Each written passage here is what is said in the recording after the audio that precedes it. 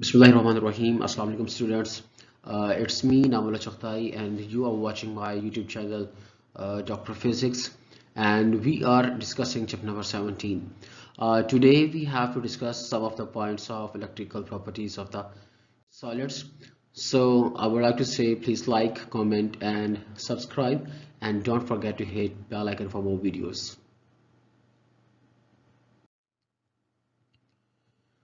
So students, today in our topic we have to discuss uh, the intrinsic semiconductors and extrinsic semiconductors, n-type semiconductors, p-type semiconductors, and electrical conductions by the electrons and holes in semiconductors. So first of all, we have to talk about intrinsic semiconductors. A semiconductor in its extremely pure form is known as intrinsic semiconductor. Semiconductor जो अपनी pure हालत में होगा, उसमें किसी किस्म की कोई इम्प्योरिटी हमने ऐड नहीं की होगी, जो एक्सट्रीमली प्योर फॉर्म में जो सेमीकंडक्टर है, दैट में भी जर्मेनियम, दैट में भी सिलिकॉन, जो प्योर हालत में होगा उसको इंट्रिंसिक सेमीकंडक्टर कहेंगे. For example the pure element of the silicon and germanium are intrinsic semiconductors. यहाँ पे सिलिकॉन दिखाया गया है और सिलिकॉन की यहाँ पे वैलेंसी भी आप देख सकते हैं. यहाँ पे जो डायग्राम बनती है इसमें यहाँ पे इसकी वैलेंसी भी हमें 4 नज़र आती है.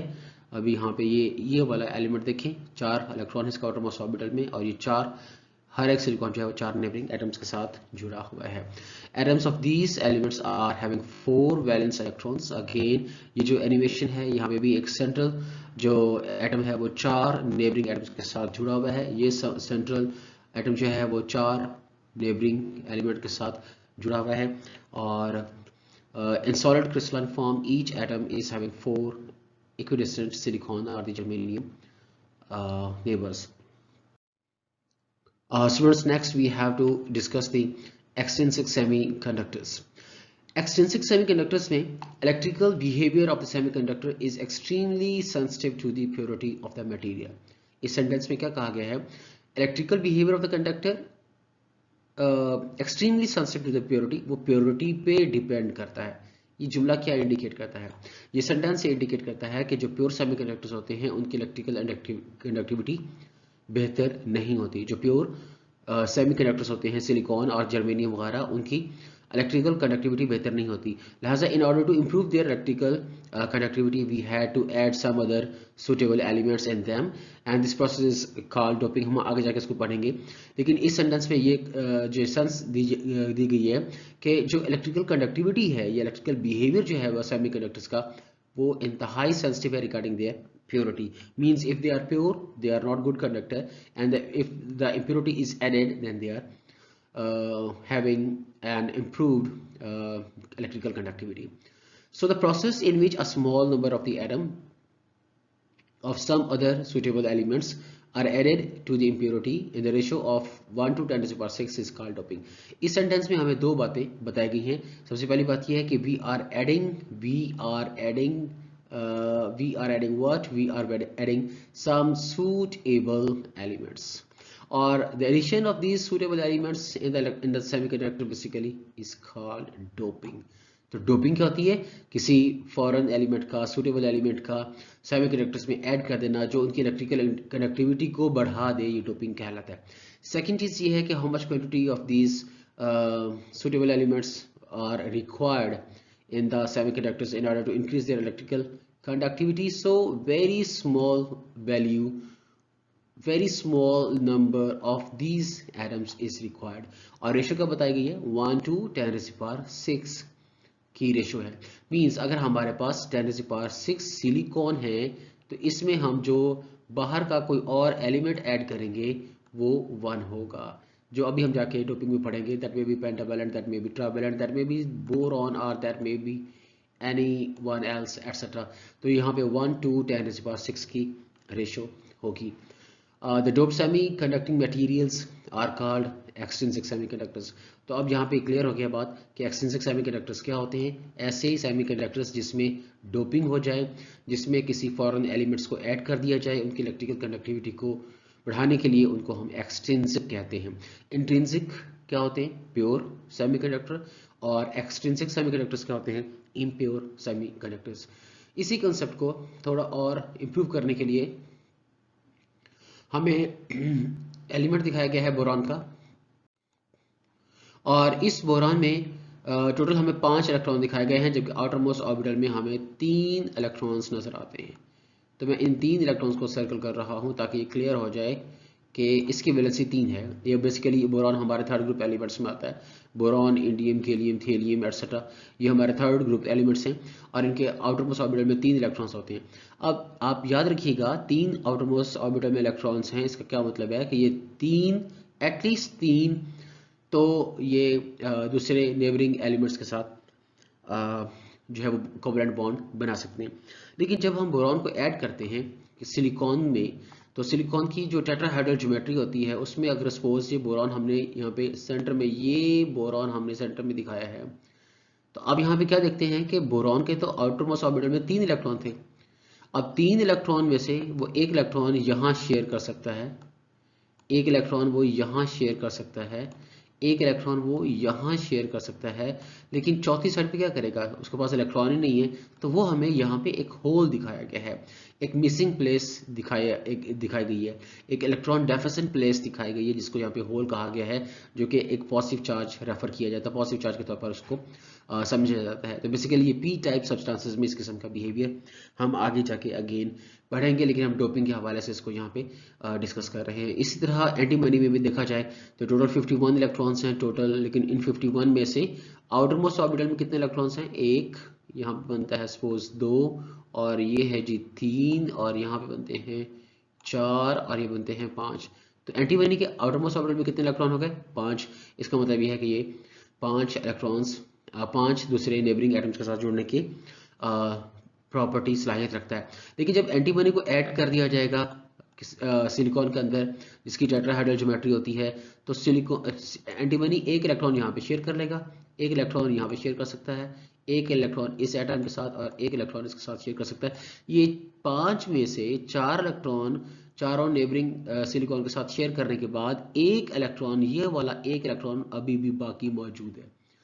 तो ये जो बाकी मौजूद वाला इलेक्ट्रॉन है बेसिकली ये फ्री इलेक्ट्रॉन्स कहलाता है, और ये इलेक्ट्रिकल कंडक्टिविटी में, कंडक्शन बैंड में बाय द थर्मल एक्टिविटी जो है ना वो वहाँ पे प्रोवाइड हो सकता है, मींस के इलेक्ट्रिकल कंडक्टिविटी को बढ़ा देगा। तो पेंटावैलेंट में हमने क्या देखा, अगर हम पेंटावैलेंट इंप्योरिटी ऐड करते हैं, जैसे ऑर्सेनिक है, एंटीमनी है, फास्फोरस है एटसेट्रा, ये हमारे 5वें ग्रुप के एलिमेंट्स हैं, तो ये फ्री इलेक्ट्रॉन्स प्रोवाइड करते हैं। तो ये बेसिकली इनकी जो इलेक्ट्रिकल प्रॉपर्टी है, ये फ्री इलेक्ट्रॉन की वजह से हम इनको मेजॉरिटी चार्ज कैरियर्स इलेक्ट्रॉन कहते हैं, और यहाँ पे मेजॉरिटी चार्ज कैरियर्स हमारे होल्स कहते हैं। इसी किस्म का कंसेप्ट नेक्स्ट हम डिस्कस करेंगे एन टाइप सेमीकंडक्टर्स में। और एन टाइप सेमीकंडक्टर्स में अगेन जो अभी हम बात डिस्कस कर चुके हैं कि बेसिकली जो है वो ये एन टाइप है, मीन्स के नेगेटिव प्रॉपर्टी इनकी ज़्यादा है, being surplus amount of the electrons.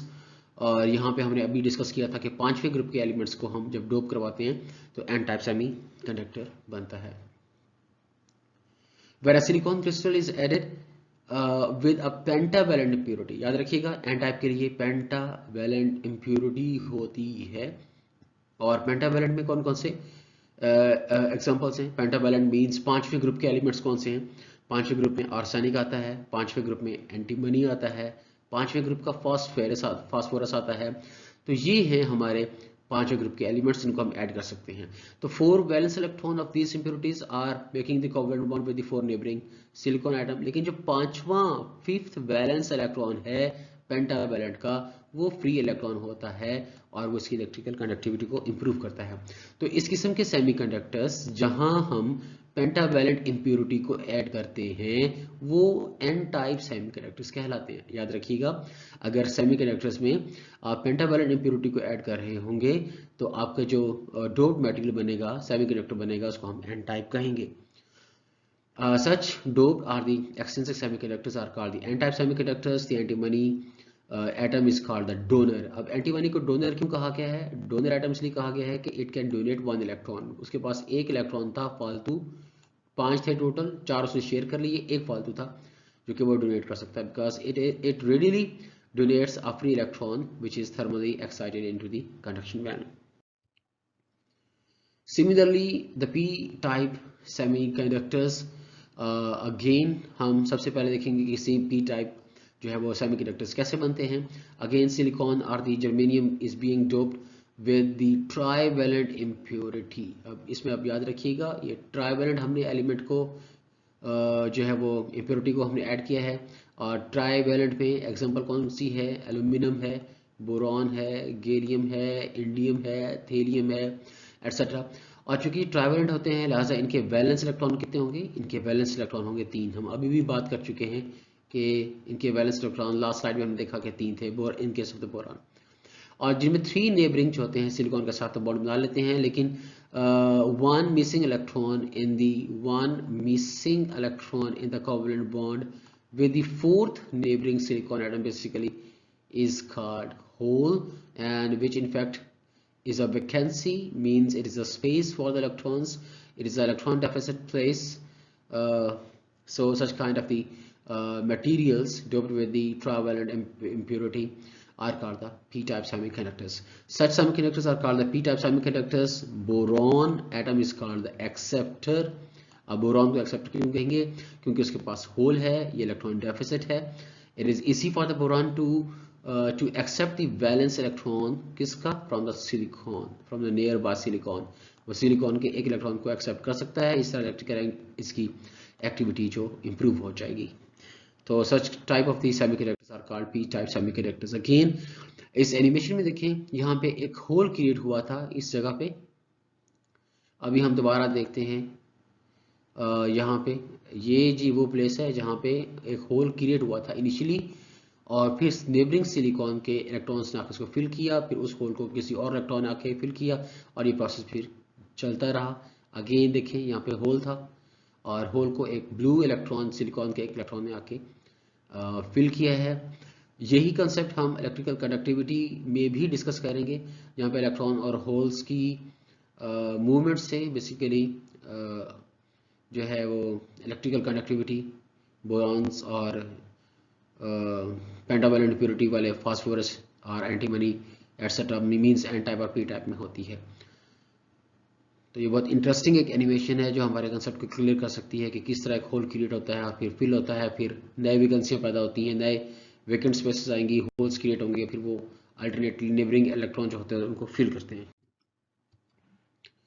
Electrical connectivity by the electrons and the holes, जो अभी हमने देखा उसमें भी तकरीबन इसी किस्म का कंसेप्ट था। तो अब हम यहाँ पे एक और पॉइंट डिस्कस करने लगे हैं। ये कुछ शॉर्ट पॉइंट्स मैंने बुक से लिए हैं, ये इमेज भी हमारे टेक्स्ट बुक के मुताबिक हैं। आप इनको पढ़ेंगे तो आपको एग्जैक्टली आपकी किताब के साथ ये मैच करता हुआ नज़र आएगा। इसमें सबसे पहली बात की गई है कि हम कंसिडर करते हैं एक क्रिस्टल लैटिस को, और वो क्रिस्टल लैटिस सपोज हमारे पास हो सकता है जर्मेनियम हो सकता है या सिलिकॉन हो सकता है। जिस तरह हमने यहाँ पे ऊपर नीचे 2 डायग्राम सिखाई गई हैं, ऑल्दो दोनों सेम है, लेकिन इन दोनों को डायग्राम्स को हम सिलिकॉन या जर्मेनियम के हवाले से रिप्रेजेंट कर सकते हैं। ऊपर वाले डायग्राम में अगर देखा जाए तो इसमें जो रेड कलर है वो किसको जाहिर करता है, रेड कलर पॉजिटिव आयंस को जाहिर करता है, और दैट मे बी सिलिकॉन और जर्मेनियम। और जो ब्लू डॉट्स दिखाए गए हैं ऊपर वाले डायग्राम्स में वो वैलेंस इलेक्ट्रॉन्स को जाहिर करते हैं। 2 बातें हैं जो अभी तक हमने डिस्कस की। नंबर 1 हमने कहा कि हम कंसीडर करते हैं एक क्रिस्टल लैटिस को, that may B of germanium और द सिलिकॉन। उसके बाद फिर हमने अपनी डायग्राम की डिमॉन्स्ट्रेशन में बताया कि जो 2 कलर हमने यूज किए हैं रेड एंड द ब्लू, उसमें रेड जो है वो पॉजिटिव आयन है और जो ब्लू है वो इलेक्ट्रॉन्स हैं। रूम टेम्परेचर पे क्या होता है, electrons have thermal kinetic energy, मतलब कुछ इलेक्ट्रॉन की जो काइनेटिक एनर्जी है उसको हम थर्मल काइनेटिक एनर्जी कहते हैं। रूम टेम्परेचर पे वो बहुत ज़्यादा होती है, काइनेटिक एनर्जी वो बहुत ज़्यादा होती है। कुछ इलेक्ट्रॉन्स की काइनेटिक एनर्जी बहुत ज़्यादा होती है, और वो इतनी ज़्यादा होती है कि वो इलेक्ट्रॉन अपने उस बॉन्ड को, अपने कोवेलेंट बॉन्ड को तोड़ देते हैं, और जहाँ कोवेलेंट बॉन्ड टूट जाता है वहाँ पे फिर एक वैकेंसी क्रिएट हो जाती है, एक वैकेंट स्पेस बन जाती है, मतलब वहाँ पे इलेक्ट्रॉन आकर उसको फिल कर सकते हैं। जिस तरह यहाँ पे ए में हमें दिखाया गया है एक खाली जगह नज़र आ रही है, ये ए में सपोज मैं इस पूरे को सर्कल करूँ तो आप ये देखें यहाँ ए में एक खाली जगह नज़र आ रही है। अब इसके इलेक्ट्रॉन कहाँ गया होगा, एग्जैक्टली कि यहाँ का जो इलेक्ट्रॉन होगा वो थर्मोकली वो बहुत एक्टिव होगा, तो उसने जो है वो अपनी वैकेंट स्पेस छोड़ी होगी, वो निकल गया होगा यहाँ से। अब ये जो वैकेंट स्पेस है जो होल क्रिएट हुआ, उसको neighbouring electron of the B atom, B का ये नीले वाला इलेक्ट्रॉन ये जाके इसको फुल करने की सलाहियत रखता है। और अगर ये ऊपर चला जाए तो बी वाले में वैकेंसी आ जाएगी। अभी देखिए ये बी वाले की वैकेंसी को हम अगली रो में दिखाते हैं कि बी की एक खाली जगह बन गई है। बी की खाली जगह को सी आके फिल करता है। इस तरह जो सी में वैकेंसी क्रिएट होती है वो हमने अगली लाइन में ये दिखा दी है। और इसी तरह सी में जो वैकेंसी फिल हो रही है बाय द डी इलेक्ट्रॉन, तो फिर डी में नेक्स्ट फेज पे जाके उसमें भी वैकेंसी क्रिएट होती है। और इस तरह एक इलेक्ट्रॉन अगली जगह पे शिफ्ट हो जाता है और वैकेंसियाँ फिल होती रहती हैं और क्रिएट होती रहती हैं। तो बेसिकली ये एक मैकेनिज्म है। लेकिन यहाँ पे तो बहुत ही एक सेम डायरेक्शन में एक बहुत ही स्मूथ किस्म के इलेक्ट्रॉन की मूवमेंट दिखाई है। एक्चुअली ऐसा होता नहीं है, बहुत रैंडम इसमें इलेक्ट्रॉन होल की जनरेशन होती है और डिफरेंट डायरेक्शंस में होल्स क्रिएट होते हैं और उनको फिल किया जाता है। So neighboring electrons of the atom can fill the hole and thus random process of electron hole pair generation continues। मैंने शॉर्ट किया है इसको, काफ़ी सारे स्टेप्स इसमें से किताब में से निकाले हैं और यहाँ से आइडिया ही बना कि जो होल क्रिएट होता है उसको नेबरिंग जो भी इलेक्ट्रॉन है एटम का वो उसको आके फिल कर देगा। और इस तरह एक रैंडम, यहाँ पे रैंडम का वर्ड किया मैंने, सीक्वेंस को छोड़ दिया कि एक रैंडम प्रोसेस है इलेक्ट्रॉन होल जनरेशन का, वो शुरू हो जाता है और होल्स बनते रहते हैं और फिल होते रहते हैं और इस तरीके से इलेक्ट्रिकल कंडक्टिविटी इनकी डिस्कस होती है। अगेन एक एनिमेशन है जो कि बहुत सिंपल और बहुत अच्छी एनिमेशन है इलेक्ट्रिकल कंडक्टिविटी के हवाले से। आप यहाँ पे देख सकते हैं जो रेड कलर के हैं जो पॉइंट्स हैं वो हमें इलेक्ट्रॉन्स दिखाए गए हैं और ये जो पिट्स दिखाई हैं ये बेसिकली होल्स हैं। अगर मैं पिट्स के यहाँ पे नीचे लिख दूँ तो शायद आपको ये इजी रहे कि ये हमने होल्स दिखाए हैं, पिट जो हैं, और यहाँ पे जो रेड कलर का आ रहा है, रेड कलर का, ये इलेक्ट्रॉन दिखाया है। ये मेरा इलेक्ट्रॉन है। रेड स्फीयर्स जो हैं ये SPERE स्फीयर्स, तो ये स्फीयर्स जो हैं रेड कलर के ये मेरे इलेक्ट्रॉन हैं। याद रखिएगा रेड इलेक्ट्रॉन है और ये जो पिट्स बनती है खाली ये हमारे होल्स हैं। अब यहाँ पे देखिए इलेक्ट्रॉन्स आगे मूव करेंगे और यूं लगेगा जैसे इलेक्ट्रॉन्स आगे जा रहे हों और होल्स पीछे जा रहे हों। एक्चुअली ऐसा नहीं है, होल्स वहीं रहते हैं, लेकिन ये है कि जो वैकेंसी क्रिएट होती है उसको एक और इलेक्ट्रॉन आके फिल कर देता है, फिर वो इलेक्ट्रॉन आगे चला जाता है, फिर पीछे वैकेंसी क्रिएट हो जाती है, फिर वो इलेक्ट्रॉन और आगे चला जाएगा, वैकेंसी फिर क्रिएट हो जाएगी और ये प्रोसेस जो है बहुत सिंपल सा है, ये जारी रहता है। When a battery is connected to the semiconductor, it establishes an electrical field across it, due to which the direct flow of the electrons on the hole takes place। ये बैटरी की वजह से एक लीनियर, हमें एक बहुत direct, एक simple जो है वो इलेक्ट्रॉन होल्स का फ्लो मिल रहा है, क्योंकि उससे पहले हमने बात की थी एक रैंडम प्रोसेस है इलेक्ट्रॉन होल जनरेशन का। यहाँ पे रैंडम नहीं होगा, यहाँ पे समवट डायरेक्ट और लीनियर हमें एक सिंपल जो है वो एक फ्लो मिलता है इलेक्ट्रॉन्स का from one end to the other end. The electrons drift towards the positive end, electron जो है वो positive end of the semiconductor की तरफ मूव करते हैं, और जो होल्स होते हैं वो कहाँ जाएंगे, towards the negative and of the semiconductor, वो नेगेटिव एंड की तरफ मूव करते हैं। The current I flowing through the semiconductor is carried by both the electrons and hole। अब ये बेसिकली जो करंट है वो इन दोनों इलेक्ट्रॉन और होल्स की मूवमेंट की वजह से बिल्डअप हो रहा है। इसी तरह एक और एनिमेशन दिखाई गई है, अगेन बहुत इंटरेस्टिंग और सिंपल इंफॉर्मेशन है, जिसमें ब्लू आपको इलेक्ट्रॉन्स नजर आ रहे हैं।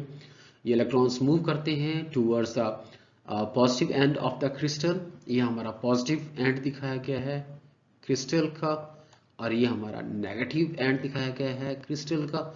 और हम देखते हैं कि इलेक्ट्रॉन्स जो हैं वो मूव करते हुए पॉजिटिव की तरफ आ जाते हैं, और ये होल जो हैं वो चले जाते हैं बेसिकली नेगेटिव एंड की तरफ। नेगेटिव एंड से फिर एक और इलेक्ट्रॉन आ जाएगा और वो इन होल्स के थ्रू मूव करता हुआ, जंप लगाता हुआ वो पॉजिटिव एंड की तरफ जो है वो आ जाएगा। इस तरह electrical conduction by the holes and the electrons होती है सेमीकंडक्टर्स में। हमारा टॉपिक कंप्लीट हुआ और नेक्स्ट इंशाल्लाह नेक्स्ट टॉपिक के साथ मुलाकात होगी।